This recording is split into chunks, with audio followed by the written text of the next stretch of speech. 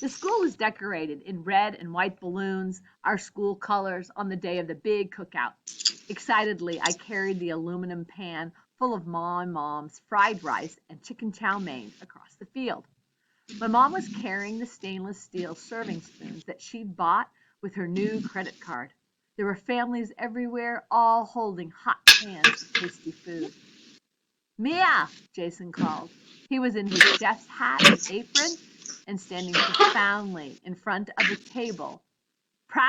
Standing proudly in front of a table of deliciousness. I waved and walked over to where he was presenting 3 bowls of his roasted pork belly for me and my parents to taste. Tell me this is not the best pork belly you've ever had. I took a bite. The meat, oozing with flavor, melted on my tongue. The skin of the caramelized chili balanced perfectly with the crispy golden skin. This is the best pork belly I've ever had, I declared, and my parents agreed. It better be, Mr. Yow's voice bellowed from behind us. It costs $3.99 a pound. I tried to get him to make something cheaper. Yeah, he wanted me to bring baked beans. Jason rolled his eyes. What's wrong with baked beans? Mr. Yao protested. He looked over to my parents, who said hello. He pointed at the 2 of them and asked, Who's watching the motel if you're both here? My parents immediately tensed, as though they were still working for him. Before they could answer, Mr. Yao declared, You know what? It's not my problem anymore. Instead, he peered down at my mom's dish and asked her what she brought. Fried rice and chicken chow mein, my mom said. Would you like some? Mr. Yao clapped his hands together. Now that's my type of Chinese food, he said, eyeing the dish like it owed him money. My mom chuckled and started serving some up for him with her new serving spoon. Mr. Yao wolfed down my mom's rice and mein. I skipped over to find Lupe. She was on the other side of the field with her dad. They were serving tamales, guacamole, and chips. I picked up a tamale, letting it cool in my hand. Can you believe this? Lupe asked, pointing at all the banners and other decorations that the school made especially for the cookout. They say things like, kindness matters, and what's free and priceless? Being nice. I wish my mom was here. She'd love this.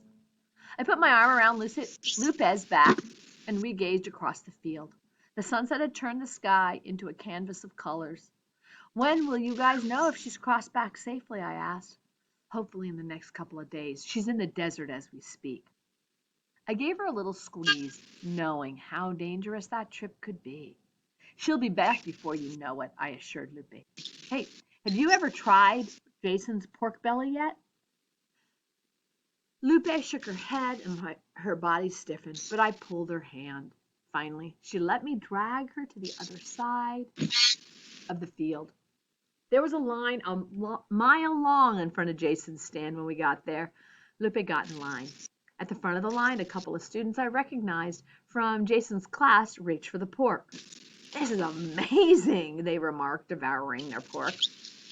They looked at Jason in awe, and he scooped up miso butterscotch ice cream for them for dessert. Even Mrs. Welch was there, standing in line for seconds. I don't normally like ethnic food, she said, but I have to say this pork belly is quite good. I giggled as I walked back over to my parents' table. I found Mr. Yao sitting behind it alone, still munching on the fried rice. My parents were walking around the field, tasting everyone's food. You know, you shouldn't just fill up on fried rice, I said to Mr. Yao, remembering one of my dad's all-you-can-eat buffet rules. You should try some of your son's delicious pork belly before it runs out. He shook his head. Nah, too heavy for me. I like my food plain and simple. I turned and pointed at Jason's crowded stand. Look at that line. You're missing out. Jason's going to be an incredible chef one day. I hope not. Mr. Yao coughed as though a grain of rice went down the wrong pipe.